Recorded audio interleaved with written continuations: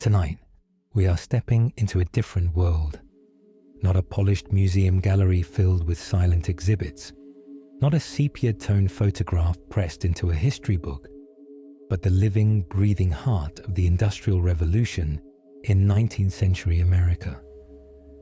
Settle back, let your eyes soften, take a long, slow breath in, and let it slip out. The hum in your own room, the fan, the traffic outside, the soft electricity of modern life can transform into the steady rhythm of gears, belts, and pulleys. The faint glow of your lamp can fade into the dull orange of gaslight. This story is not about monuments or marble statues. It is about ordinary people, workers, inventors, children, immigrants, whose lives bent beneath the weight of change and who somehow endured. And tonight, for just a little while, you will be one of them. Before we dive fully in, I want to thank you for being here. If you enjoy stories like these, a quick like or even a subscribe helps far more than you might realize. It lets these journeys reach others who love history and who might also need a calming escape into the past. I am always curious where people are listening from, so if you are awake enough, drop a comment with your city or even the time where you are. I love seeing this global community connecting through these long, gentle stories. Now, dim your lights a little further, maybe turn on a fan for that soft background hum, and let's ease into tonight's journey together. You have just woken up in an American mill town in the early 1840s. The first thing you notice is the air. It is not the clean dawn breeze of a countryside morning, but the sour mixture of coal smoke, damp straw, and too many unwashed bodies in one room. You are in a boarding house, the kind built quickly beside a textile mill to hold dozens of workers. Iron frame beds line the walls, so close you can hear the slow breathing and restless turning of strangers. The mattress beneath you is a rough sack stuffed with straw. It crunches and shifts with each movement. The sheets are thin. Bed bugs are a nightly companion. Someone coughs in the corner, a deep, rattling cough that has lingered for weeks. Illness spreads quickly here, through air, through water, through the shared basin of water where dozens wash in the morning. You swing your legs over the edge of the bed. The floorboards are cold, scuffed by countless boots. The room has no real warmth. Coal fires are expensive, and the managers keep fuel rationed. In winter, the inside temperature hovers barely above freezing. The whistle has not yet blown, but your body is already alert, trained by repetition. Work waits, the mill waits, and if you are late, wages will be docked. You wash quickly at the basin, splashing your face with water that smells faintly of iron. The soap is harsh, lye heavy, cracking your skin. You dry with a shared rag that is never truly clean. Then it is time. You pull on your clothes, wool trousers, a rough shirt. They smell faintly of smoke and sweat. You tie your shoes tightly, though the soles are thin, and you join the others filing down the narrow stair. Outside, the sky is dim, grey with dawn, or perhaps grey with soot. Smoke already curls from the mill's tall chimney, rising to join the permanent haze above town. The street is a churn of mud and ash. The gutters run with refuse, bits of straw, food scraps, manure from the carts. Sanitation as you know it barely exists. Flies already buzz at the edges of the day. Others walk beside you. Men with stooped shoulders, women pinning their hair back with cloth. Children no older than 8 or 9 shuffle in oversized shoes, heads heavy with sleep. They are mill hands too, sweeping lint and carrying bobbins, their small bodies better suited for crawling beneath machines. Childhood as you know it does not exist here. The closer you get to the mill, the louder the world becomes. Gears clank in anticipation. Steam hisses from pipes. Belts whip overhead, turning wheels that never stop. The factory is awake before you are, and it waits like a hungry beast. The whistle blows. A long, shrill command that rattles glass in the windows. Doors open. The crowd surges in. The noise swallows you whole. Looms thunder in unison, hundreds of them. Wooden frames hammer threads into cloth with relentless precision. The air is hot, thick with floating lint. You can feel it coating your tongue, stinging your throat, clinging to your lungs. After only minutes, you are breathing cotton more than air. Belts spin overhead, driven by a single great shaft. They crack like whips when they slip. The floor shudders with the motion of machines. You keep your distance. A single misstep, a hand too near a gear, and the machine will take it. Fingers, arms, sometimes lives. You find your station. The overseer watches without expression. You take your place, and the rhythm begins. Thread, shuttle, pedal, thread, shuttle, pedal. Over and over, 1,000 times 10,000, the motions blurring into one endless day. The sound is deafening. Even shouting cannot carry across the floor. Workers learn to read lips or gesture, but most speak little. Words do not matter here. Only the beat of machines. Children dart between frames, crawling beneath moving parts to gather scraps and sweep dust.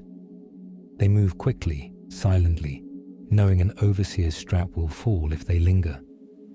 Many cough, some limp from old injuries. Still, they work. Hours stretch. The windows are high, grimy, letting in only a dim light.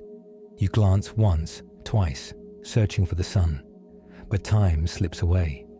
Only the overseer's watch marks the hours, and it feels as though it has barely moved. Your body aches already. Shoulders stiff, hands raw, your back bent against the machine. And still, only 2 hours have passed. The day will not end until dusk.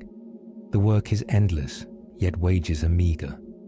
A few dollars for a week of labor, most of it spent immediately on lodging and food.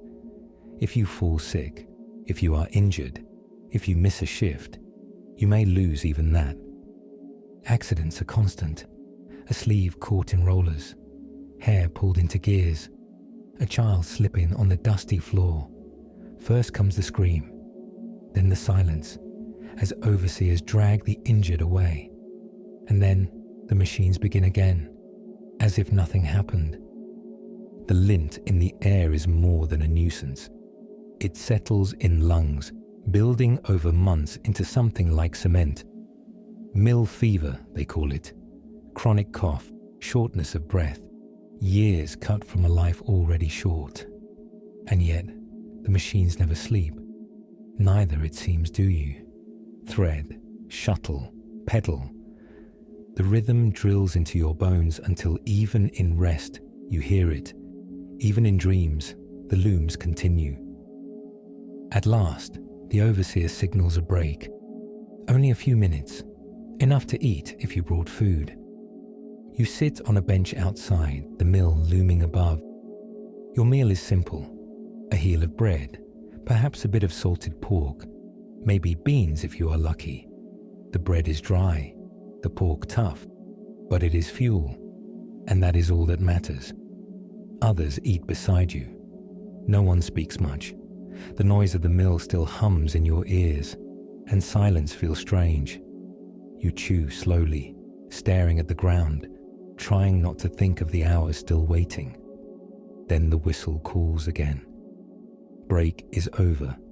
You rise, muscles stiff, and return to the machines. As the shuttle flies back and forth, you allow yourself a thought. These machines, so loud, so punishing, are also miracles of design. One loom can weave cloth that once took a dozen hands.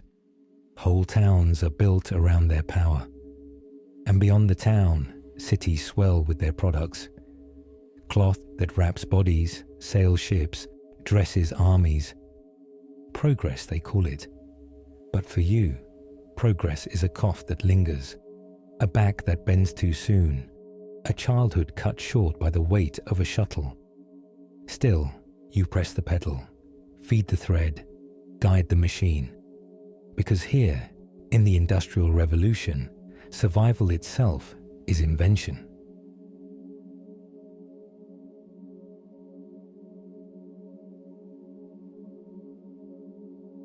When the mill day ends, you step outside, your body still vibrating with the memory of its looms. But labor is not finished. Across town, another kind of work waits, the furnace and the foundry. The walk is short but heavy. The air thickens with soot. Chimneys pierce the skyline like blackened spires, and sparks drift lazily even in daylight. Your throat burns with each breath, coated in invisible ash. Inside the ironworks, the heat strikes you like a physical blow. The furnace glows white at its core, brighter than any hearth you have ever known. Men strip to undershirts, their skin glistening, faces already lined by fire. Shovels clang as coal feeds the blaze, each scoop devoured instantly. You take your place, shovel in hand. The weight of coal is awkward, the dust choking, but there is no option but forward. Hours pass in a rhythm of heat and hunger. Shovel, heave, sweat, repeat. The air sings with the hiss of molten iron, poured into molds, shaping rails that will carry trains across the nation. The work is dangerous. Slag spits like fireworks. One ember landing on cloth can blossom into flame. Burns are badges here, and few escape without scars. Some men cough blood, their lungs blackened by years in the smoke. They do not stop. Wages depend on endurance. And yet, this is the heart of progress. Without these furnaces, no locomotives, no bridges, no steel skeletons for the cities yet to come. Every bead of sweat, every blister, is laid into the foundations of the modern world. You wipe your brow, but the heat never lessens. In the Industrial Revolution, there is no cool breeze, only fire, and the promise that tomorrow's fire will burn just as hot. Evening falls, and outside a train whistles its arrival. The rails beneath it gleam with new iron, the very kind forged in the heat you endured. You watch the cars thunder by, passengers, livestock, goods once unthinkable to move so swiftly. The rails cut distance into hours instead of days. The nation itself begins to contract, pulled tight by steel. Farmers ship crops to distant cities. Newspapers travel faster than rumor. Soldiers deploy with speed unimaginable a generation before. But you, standing near the tracks, feel none of the romance of progress. Your shirt clings to your back with soot and sweat. Your arms ache from shoveling. For every mile of track that shrinks the country, bodies bend and break to lay it down. The train disappears into twilight. You turn away, knowing another whistle will sound tomorrow, and another after that. Steel has no sympathy, only momentum. Your day may end here, but many others descend deeper, into the mines that feed these furnaces. Imagine the shafts stretching down into the earth, dark and narrow, lit only by flickering oil lamps. Miners crouch for hours at a time, hacking at veins of coal. The air is damp and heavy. At any moment, a pocket of gas might ignite, an explosion tearing through tunnels, burying lives in rubble. Black lung is the silent killer. Each breath carries dust into lungs where it never leaves. Slowly, inevitably, miners weaken, coughing harder each season until even a short walk leaves them gasping. Yet they descend again, because coal means wages, and wages mean bread on the table. Above ground, Engines scream as locomotives roar to life. Steam hisses, pistons drive, wheels grind against rails. The first time you stand near one, the sheer size rattles your bones. Metal beast built for motion, stronger than anything horses could ever pull. They stretch across miles, carrying people, carrying goods, carrying ideas. Suddenly, the distance between New York and Chicago shrinks. Between farm and city, between west and east. The railroad does not just move things, it remakes time itself. But for the workers who lay the track, it is brutal. You see them scattered along the line. Irish immigrants swinging picks, Chinese workers blasting through mountains, freedmen pounding spikes in southern soil. Heat and cold, hunger and exhaustion, pay that never seems enough. And when accidents come, and they always come, the dead are quickly replaced, the line unbroken, the iron road moving ever forward. If you are still with me, I am grateful. These stories are long, and I want them to last. If you would like more nights like this, a quick like or even subscribing ensures we can keep building them together. Back in town, the railroad whistles fade into night. Fires glow from foundries, furnaces never sleeping. The sky painted orange with sparks. You feel the ache in your arms, the soot on your skin, the weight of progress pressing into your chest. Tomorrow it will be the same, and the day after. Yet the world outside these factories is changing forever, shaped by fire, iron, and steam.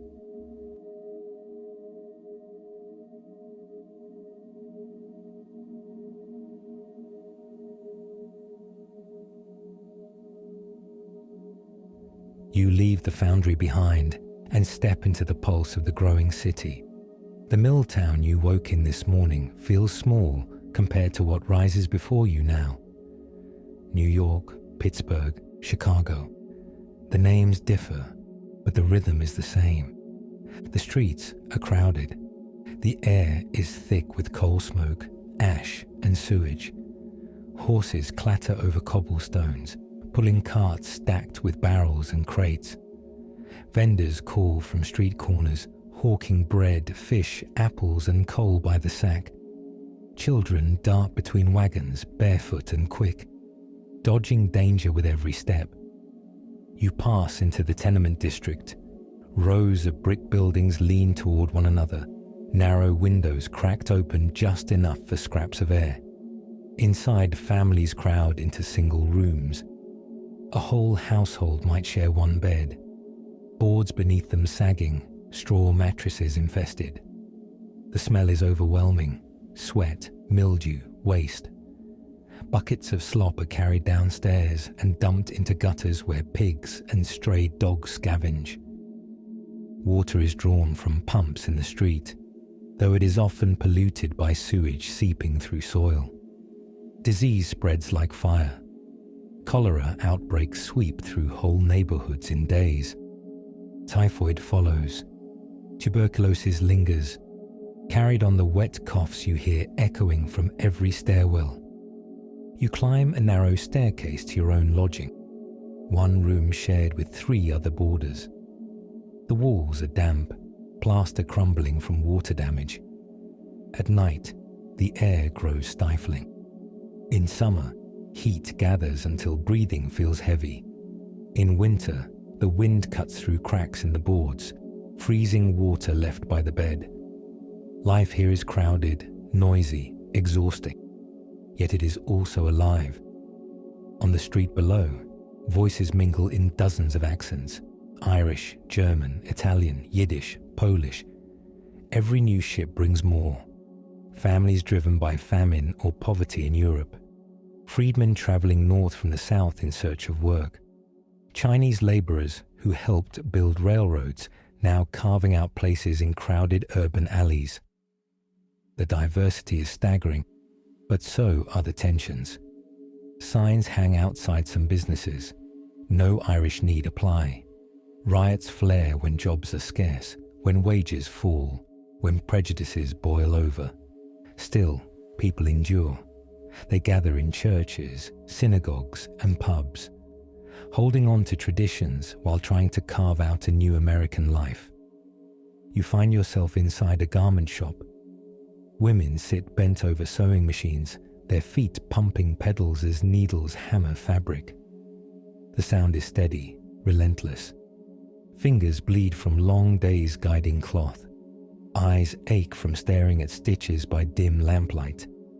Pay is by the piece, pennies for hours. A drop stitch, a tear, and the garment may be rejected altogether. In other factories, children tend machines in matchworks or candle factories. Phosphorus dust settles in mouths and throats.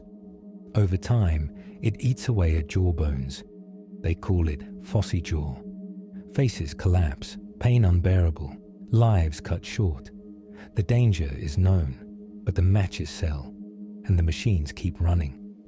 On the streets, newsboys shout headlines. They are young, sometimes 6 or 7, selling papers for a penny each, keeping only a sliver of profit. They sleep in alleys, on rooftops, wherever there is space. At night, gangs of orphans huddle together for warmth, calling themselves lodging house children. And yet, there is resilience. In the evenings, music drifts from saloons, fiddles, banjos, voices raised in song. Families gather in churches lit by candles, hymns rising against the darkness. On Sundays, immigrants parade with banners, celebrating saints' days or national holidays from their homelands. Even amid hardship, culture survives. Still, reformers cannot ignore the suffering. They write reports about crowded tenements, urging city councils to improve housing, to inspect drains, to regulate water pumps. Early labor leaders whisper of strikes, shorter hours, safer shops. Meetings are held in back rooms, unions slowly forming. You step into one such gathering. The air is thick with pipe smoke. Men and women argue in low voices, demanding the 10-hour day, demanding child labor laws, demanding safety inspections. Their faces are lined with exhaustion, but their words carry conviction. Change will not come easily. Factory owners resist. Police are quick to break up protests. Strikers risk beatings, even death. But the seeds are planted, and they will grow. Outside, the city hums. Wagons rattle. Church bells toll. Street lamps flicker to life, glowing faint orange against the dark. The night is restless. Inside the tenement, babies cry. A woman sings softly in German. A man coughs through the wall. You lie on your straw mattress, staring at the cracked plaster above. Tomorrow you may return to the mill, or the foundry, or the garment shop. Work never ends. But tonight, you can listen to the life of the city pulsing all around you. If you are awake enough to hear me still, let me pause just for a moment. If you enjoy this journey through history, consider subscribing. It is the easiest way to join our growing circle of listeners who return each night for stories like these. And if you would like to help others find their way here, a like or even a comment does more than you know. Back in the tenement, your eyes grow heavy. A horse clops past on the street below. The smell of coal smoke seeps through the window. In every corner of the city, workers drift into uneasy sleep, dreaming of home, of change, of something better. Tomorrow will be the same. But tomorrow, too, the world will shift slightly forward, built on the shoulders of the tired and the poor.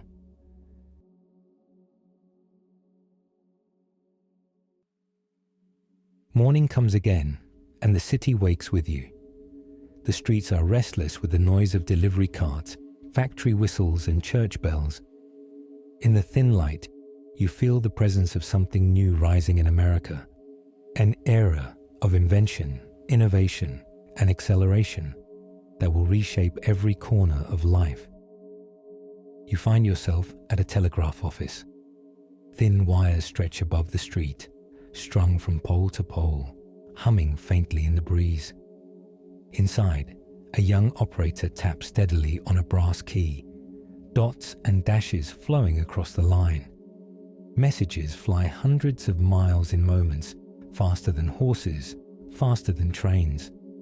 A mother in Boston learns of her son's safe arrival in Chicago.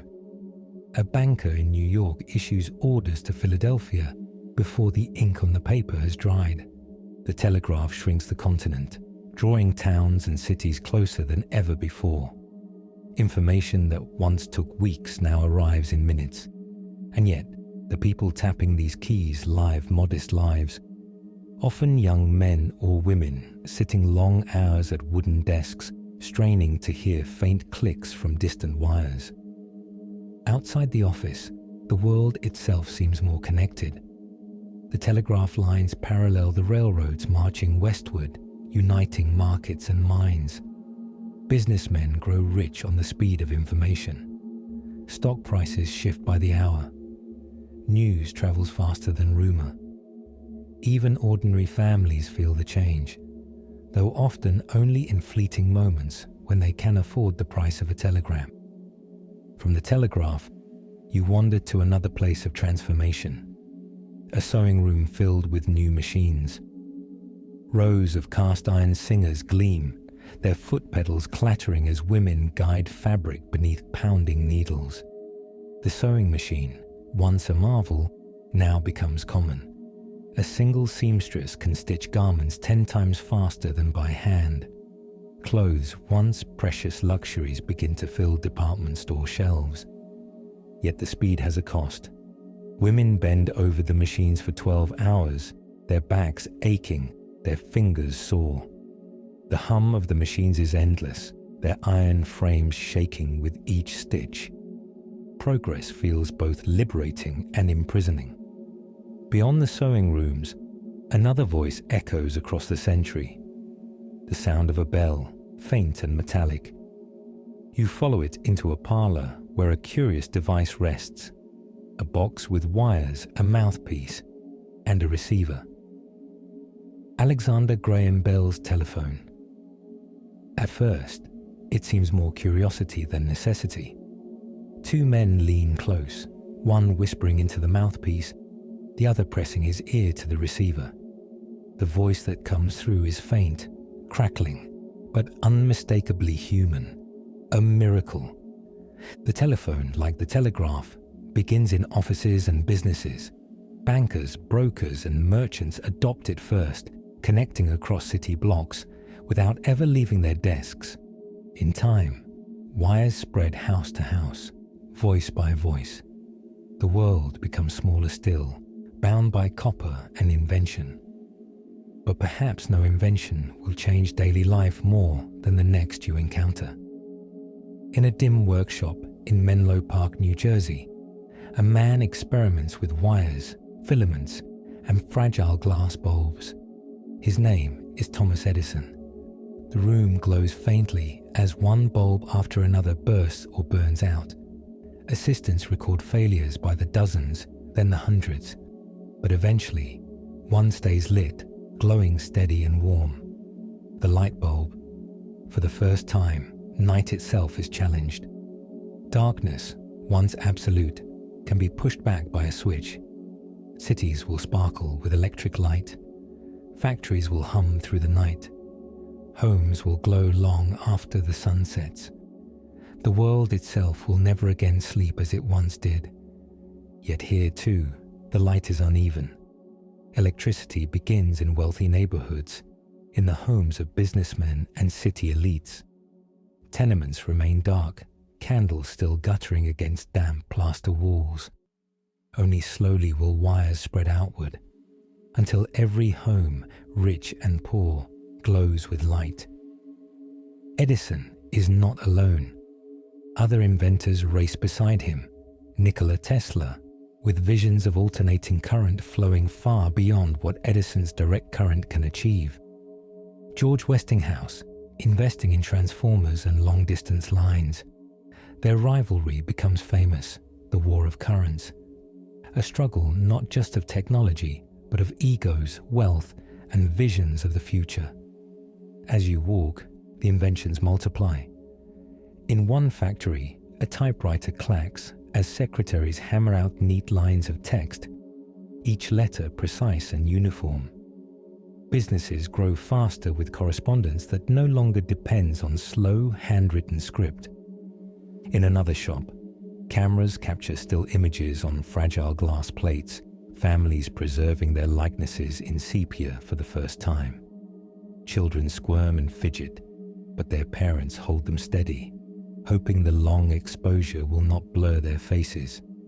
Soon, motion itself will be captured, flickering shadows becoming the first films. Everywhere you turn, invention transforms life. Iceboxes give way to early refrigeration, keeping food fresh beyond what salt and smoke could allow. Elevators rise in steel cages, making tall buildings possible. Cities reach toward the sky. But as the world accelerates, wealth concentrates. A handful of men begin to dominate entire industries. Railroads, oil, steel, finance. Their names will be remembered for generations. Rockefeller, Carnegie, Morgan, Vanderbilt. Some call them captains of industry. Others call them robber barons. You step into the offices of John D. Rockefeller. Ledgers line the walls. Clerks bend over desks, recording shipments, prices, profits. Rockefeller's Standard Oil swallows competitors, refining kerosene for lamps, then gasoline for engines yet to come. His grip tightens until he controls nearly every barrel that flows across America. In Pittsburgh, Andrew Carnegie builds an empire of steel. His mills roar day and night, producing rails, beams, and bridges. The city glows red with fire, fortunes rising with each pour of molten metal. Carnegie believes in philanthropy, yet his workers labor long hours for meager pay, strikes broken with violence. Elsewhere, J.P. Morgan commands banks and railroads, his financial power so vast that presidents seek his help in times of crisis. Cornelius Vanderbilt builds shipping and rail empires, his name etched into grand mansions and universities. For ordinary people, these men seem larger than life, giants whose decisions ripple through every household. Their wealth is staggering, beyond imagination. Yet for most workers, daily life remains a struggle. Pay just enough to keep hunger at bay, hours stretching long into the night. As dusk falls, you pause on a bridge overlooking the city. Smokestacks line the horizon, glowing against the setting sun. Wires crisscross above, carrying voices and messages. Lamps flicker to life, glowing brighter as night gathers. The city hums with invention, progress, and ambition. Take a moment with me, here at the turning point of the century. If you are still awake, perhaps let yourself drift deeper. But if you are listening closely and you would like these journeys to continue, a quick subscribe or a quiet like ensures that you won't miss the next story we tell. Small gestures that mean more than you might realize. Beneath the glow of new electric light, the city prepares for another restless night. Inventions multiply, fortunes grow, and yet, in the shadows of progress, workers dream of justice, families dream of comfort, and a nation dreams of what it might become.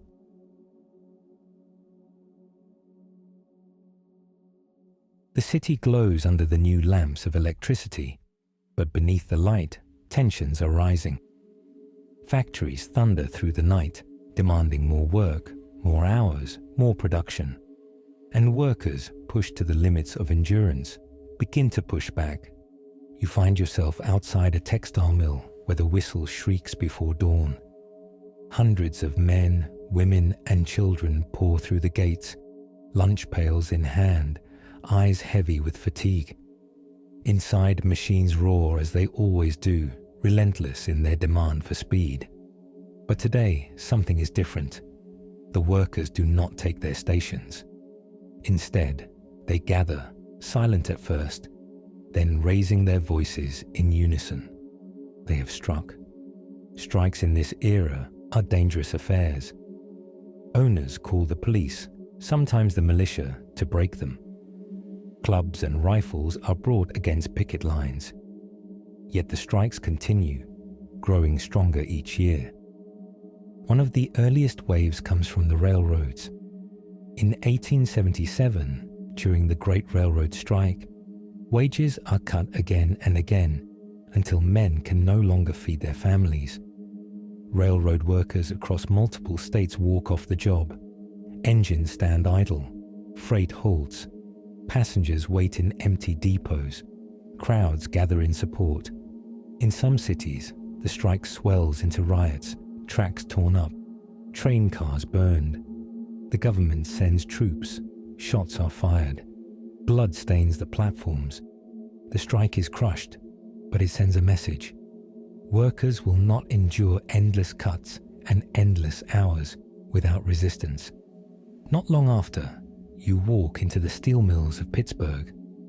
The air is red with fire, molten streams pouring from furnaces. In 1892, at Homestead, steel workers rise against Carnegie's empire. They demand fair pay, safer hours. The company hires Pinkerton guards, armed men brought by barge along the river to break the strike. Violence erupts. Shots echo across the water. Men fall on both sides. The battle rages through the night until the state militia arrives, bayonets gleaming in the sun.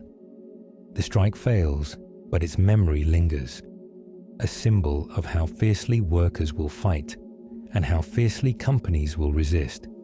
The pattern repeats across industries.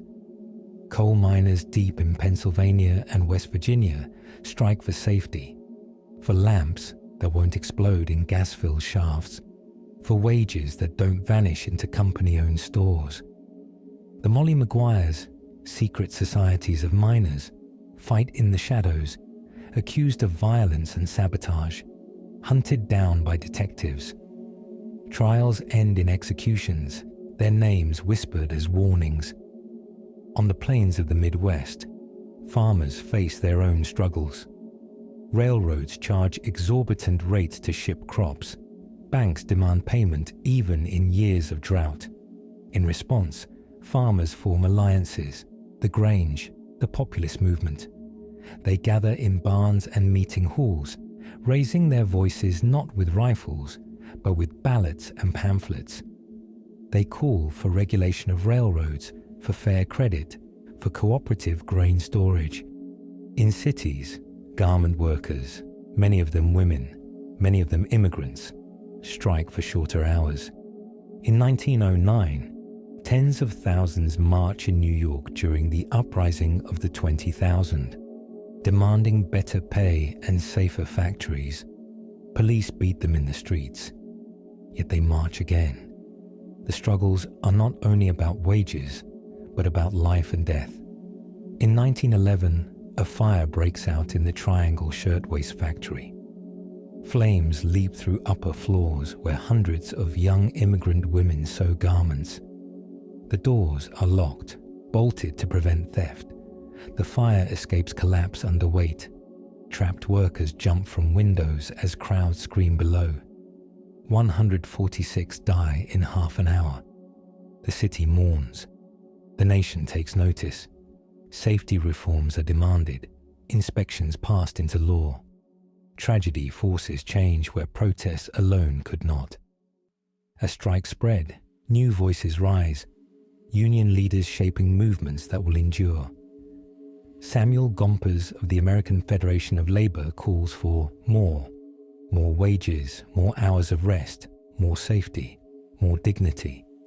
Eugene Debs, rail union leader, calls for solidarity across industries, even running for president from prison after the Pullman strike. Mother Jones, fierce and unyielding, rallies miners with fiery speeches, leading children's marches against child labor. Yet the road is long. Employers wield courts, police, and private armies against the unions. Newspapers call strikers anarchists and radicals. Politicians pass laws limiting organizing. Still, the workers persist. Each strike, each march, each martyr pushes the cause forward inch by inch. You walk now into a meeting hall, dimly lit, crowded with workers. They sit on wooden benches, caps in hand, women clutching children. A speaker stands at the front, calling for unity. His voice is hoarse but strong. The working man built this nation, and without the working man, it cannot stand. Let us stand together. The crowd erupts in applause, a thunder of calloused hands. Outside, the city churns. Wagons roll, factories boom, fortunes grow. But underneath, the labor movement gains strength, building institutions that will outlast these early battles. Unions form, newspapers are printed, workers' halls established. The seeds of reform are watered by sweat and blood. And change does come. The 8-hour workday, once a dream, becomes law in industries. Child labor laws begin to limit the youngest from mills and mines. Safety standards are written into codes. Slowly, painfully, the balance shifts, though never fully. Still, the night grows quiet. Strikers rest after long days on the line. Families gather in cramped apartments, reading by candle or weak electric bulb. Across the nation, in steel towns, coal camps, textile mills, and rail yards, workers dream of a better life. Some will not live to see it, but their children and their children's children will inherit the changes won by their struggle. Let me pause with you here. If you're listening, if you've drifted deep into the rhythm of this story, perhaps you're close to sleep. But if you remain awake, remember that a quick like or a quiet subscribe ensures these journeys continue. It helps this little community of night travelers grow, and it means more than you might realize. Back in the sleeping city, the streets fall silent. Only the glow of lamps remains, faint in the night. Tomorrow, the mills will roar again, and strikes will flare again. The struggle is never over, but always moving forward, carried by voices too numerous to count, and too determined to be forgotten.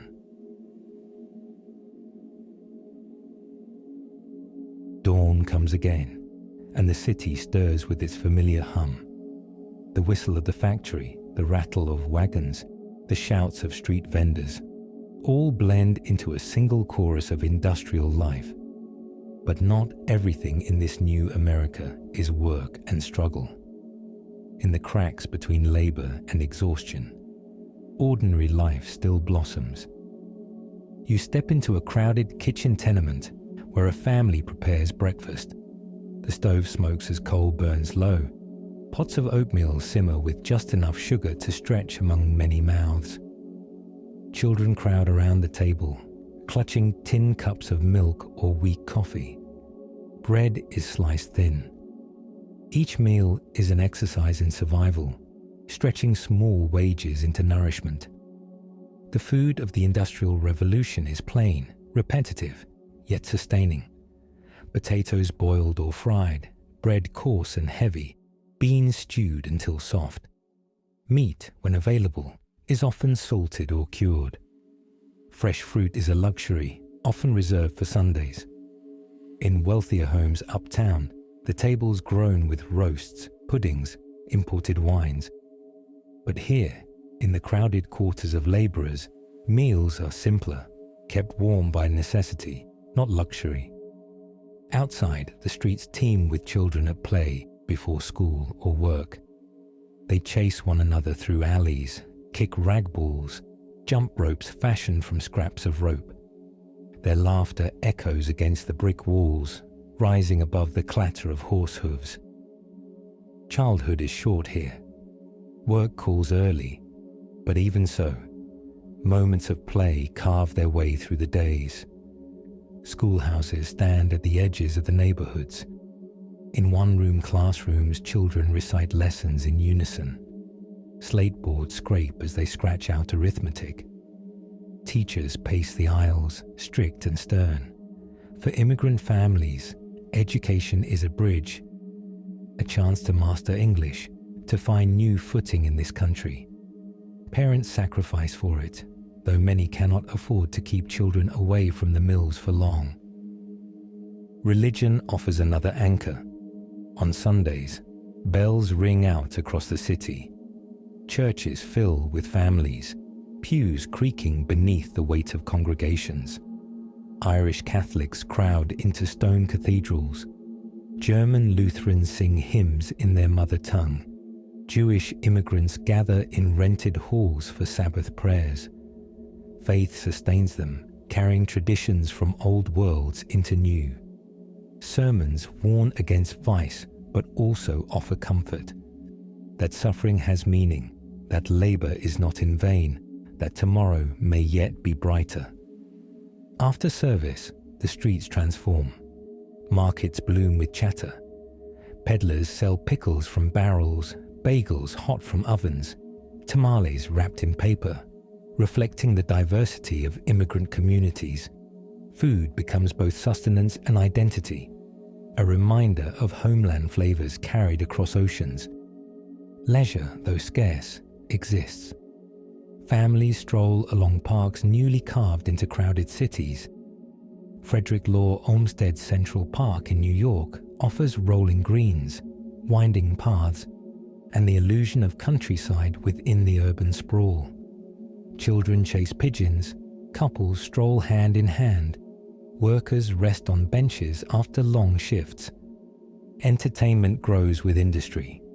Music halls and vaudeville theatres flourish, offering comedy, dance and song for the cost of a few pennies.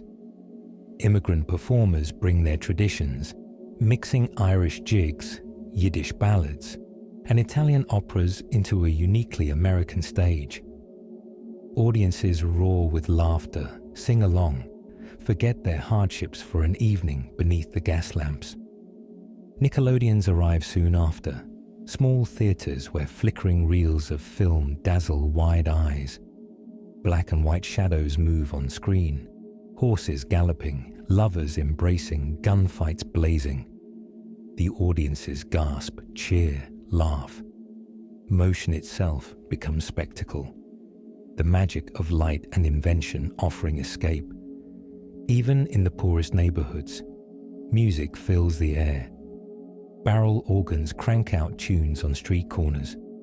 Fiddlers play at weddings. Brass bands march through festivals. Out of this soundscape will rise jazz, blues, ragtime. Born of hardship, but bursting with creativity. For those with a few extra coins, baseball games beckon. The sport spreads like wildfire, played on empty lots and organized diamonds alike. Boys trade sticks and stones for bats and balls, dreaming of glory. Teams form in factories and neighborhoods. Professional leagues emerge, heroes of the diamond celebrated in newspapers. For a nation divided by class and culture, baseball offers common ground, a game everyone can cheer. Amid all this, the city itself transforms. Horse-drawn streetcars give way to electric trolleys, sparks flashing on overhead lines. Elevated trains rumble above crowded avenues, casting shadows over sidewalks below. Skyscrapers begin to rise, steel frames climbing higher than brick alone ever could. Cities reach skyward, symbols of ambition and progress. But with growth comes vice. Taverns overflow with workers seeking relief in cheap beer and whiskey. Gambling dens lurk in back rooms. Brothels line certain streets, their red lights glowing faint in the night. Reformers warn of moral decline, while preachers call for temperance. The temperance movement gathers strength, demanding prohibition of alcohol, convinced it is the root of poverty and sin. Beneath the surface, another cultural shift brews. Women pressing for new roles. No longer confined only to home, many work in factories, shops, schools. Suffrage organizations gather, led by voices like Susan B. Anthony and Elizabeth Cady Stanton. They demand the vote, demand representation, demand recognition. At rallies, banners wave, votes for women. Their struggle, like Labour's, is long and bitter, but their voices will not fade.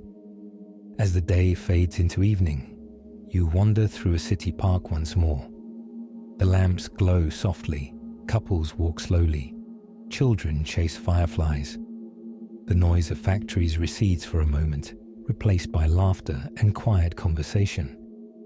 Life is not only toil, it is also these fragile pauses, the human heart refusing to be defined by work alone. Let me pause with you too. If your eyes are heavy, let the rhythm of the city carry you into rest. But if you remain awake, consider leaving a like or subscribing. Each one is a small signpost that this journey matters, and it helps more listeners discover these quiet travels into history. Night deepens and the city quiets. Lights flicker in tenement windows. Carriages rattle homeward. Somewhere, a violin plays a gentle tune. For all its hardship, the Industrial Revolution is also a story of resilience, of families carving meaning amid soot and struggle, of communities finding joy where they can. Tomorrow, the whistles will sound again, and the city will return to its furious pace. But tonight, you can rest among its rhythms, held in the lull of a world both harsh and beautiful.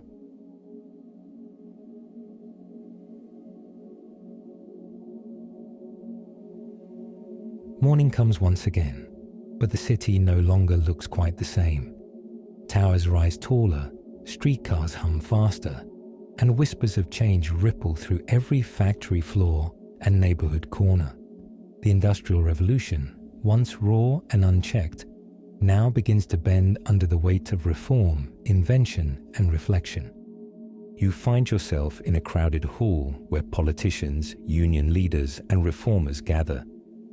Their speeches echo with familiar demands: safer factories, shorter hours, fairer wages. But now, laws begin to follow. States pass labor protections. Inspectors visit mills. Slowly, the most dangerous machines receive guards, and the youngest children are barred from the factory floor. Progress is uneven, fragile, often resisted, but it is real. Public health becomes another battlefield. Outbreaks of cholera and typhoid spur cities to invest in clean water systems. New sewers are dug, massive undertakings beneath crowded streets.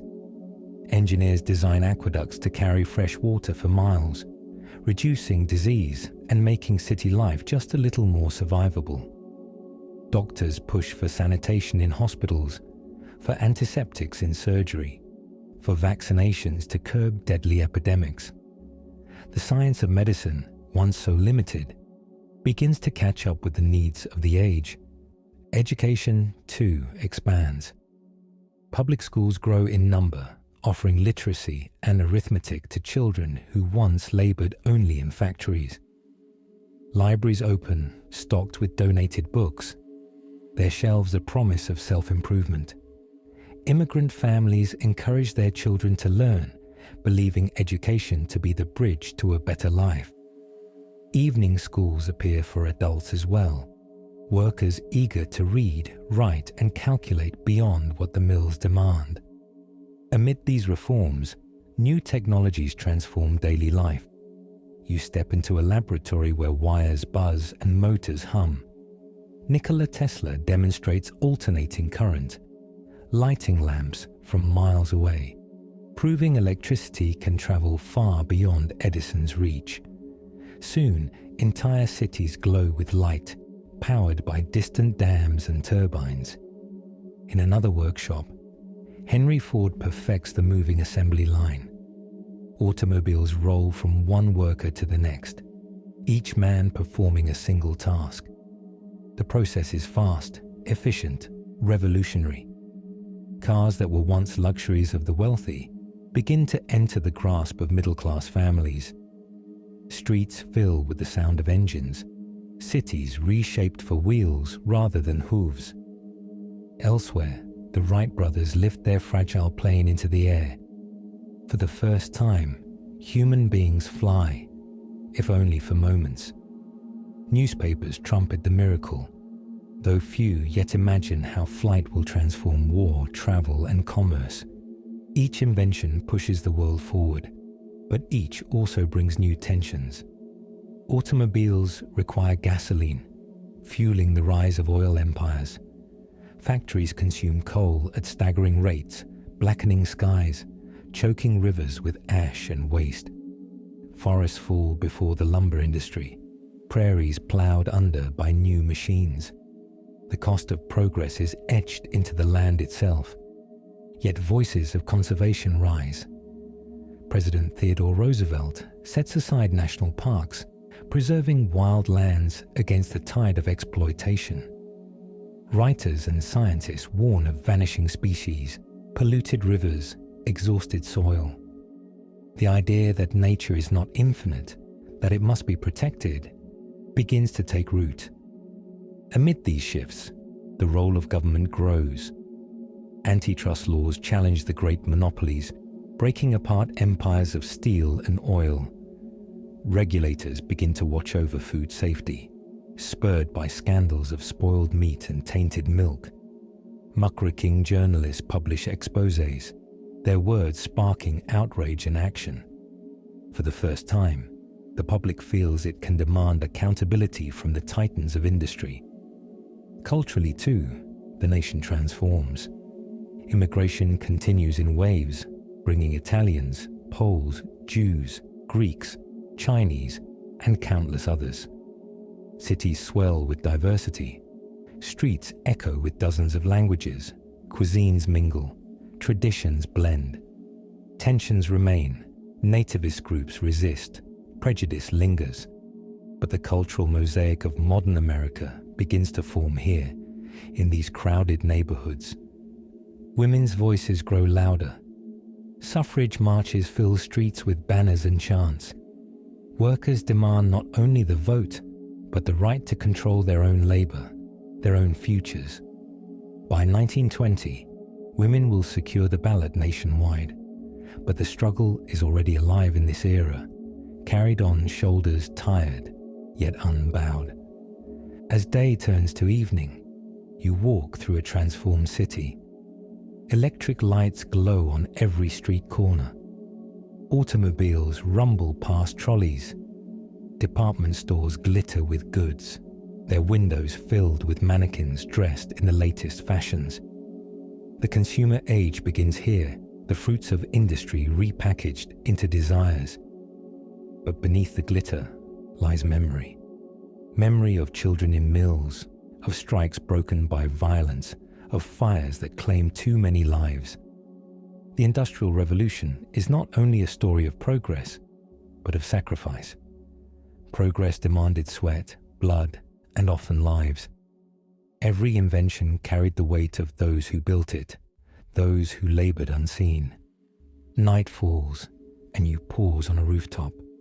The skyline is different now, punctuated by towers, smokestacks, and glowing lamps. Below, the city buzzes with energy, restless, unending.